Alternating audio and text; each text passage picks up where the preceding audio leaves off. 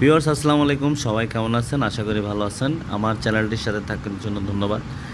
এই যে ভিডিওটা দেখেন, এই ভিডিওটাতে হচ্ছে যে 8D প্রজেক্ট নিয়ে বলা হয়েছে আর কি। 8D প্রজেক্ট হচ্ছে যে কোয়ালিটি ইমপ্রুভমেন্টের একটা টুলস। তো আসলে জিনিসগুলো হচ্ছে আমরা সবাই সবাই কাজ করি। তো কাজের মনে করেন যে কিছু স্মার্টনেস আছে, ধরেন যে কিছু কিছু যে এখন সবাই বলে যে স্মার্ট জব করো।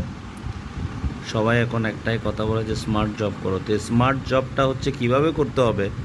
স্মার্ট জব করতে গেলে হচ্ছে এরকম কিছু জিনিস হচ্ছে আমাদেরকে নিয়ে কাজ করতে হবে। যেমন ধরেন যে কি আপনি একটা, আমি পরের ভিডিওতে, এটা আরও ভিডিও আছে, এটা অনেকগুলো স্লাইড, জাস্ট আমি বেসিক আইডিয়াটা দিতেছি।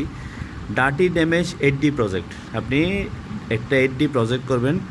আপনার ধরেন যে কি আপনার গার্মেন্টস বেশি ডার্টি হইতেছে, এখন এটার জন্য ধরেন যে কি আপনার যে অনেকগুলো প্রবলেমও হয়েছে, হ্যাঁ, ধরেন যে গুডস ফেলেছে, ফাইনাল ফেলেছে। 8D প্রজেক্টটা করার আগে কিছু প্রিন্সিপালস আছে, সূত্র আছে। 8D প্রজেক্ট প্রিন্সিপালস নাম্বার 1 হচ্ছে ডিফাইন টিম, যে আপনি একটা টিম বানাইতে হবে, যে কারে কারে দিয়ে কাজটা করা যায়, যে সমস্যাটা হয়েছে এটা কীভাবে সমাধান করা যায়, এটা কারে কারে দিয়ে কাজটা করা যায়। 2 নম্বর হচ্ছে ডিসক্রাইব প্রবলেম, হ্যাঁ, যে প্রবলেম যেটা হইতেছে, যেটা যে সমস্যাটা কি, ধরেন সমস্যাটা হচ্ছে ধরেন যে কি আপনাদের মেশিন থেকে ডার্টি হইতেছে। তো ইন্টিম কন্টেনমেন্ট হচ্ছে যে এটা সাথে সাথে কি এটার যে এই সলভ করার জন্য হচ্ছে এটা কাজ করতে হবে। অ্যানালাইজ দ্য রুট কজ, এবার হচ্ছে আপনি কি করবেন, এটা রুট কজ বাইর করতে হবে, এটা কেন হইতেছে। ধরেন যে কি এটা মেশিনের থেকে মনে করেন ডার্টি হইতেছে, হ্যাঁ। এখন যে মনে করেন যে আমরা মেশিনে যে অয়েল যে মেশিন যে পরিষ্কার করি, মেশিন পরিষ্কার করার পর যে কাপড়টা থাকে, কাপড়টা অনেক সময় কী করে আমরা নিচে ফেলতে যাই, বান্ডেলের ভিতর ফেলতে ফেলতে যাই, যেমন ওখান থেকেও প্রোডাক্টে ডার্টি লাগে।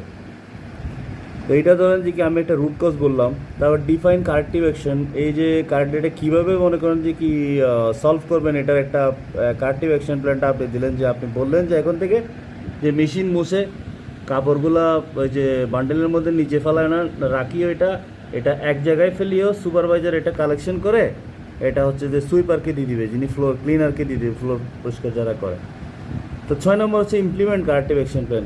আমি যে অ্যাকশন প্ল্যানটা বলছি, এটা ধরেন যে বললাম যে সুপারভাইজার ওকে দিয়ে এটা ইমপ্লিমেন্ট করতে হবে, যে সে আইসি প্রথমে অপারেটরদের সাথে কাউন্সিলিং করবে যে তোমরা এটা মেশিন এটা ফালাইও না। পরে এটা মনে করেন যে কি এটা দিল যে একসাথে করে এটা ক্লিনারকে দিয়ে দিল। অ্যাভয়েড রিকারেন্স হচ্ছে যে এটা যেটা পুনরায় যেন আবার না হয়, এটার জন্য এটা কী করতে হবে, এটা কাজ করতে হবে যেন পুনরায় না হয়, এটার জন্য এটার যত যা আছে সব মেজার নিতে হবে।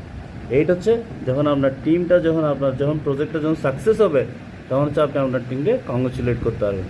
ধন্যবাদ ভিউয়ার্স।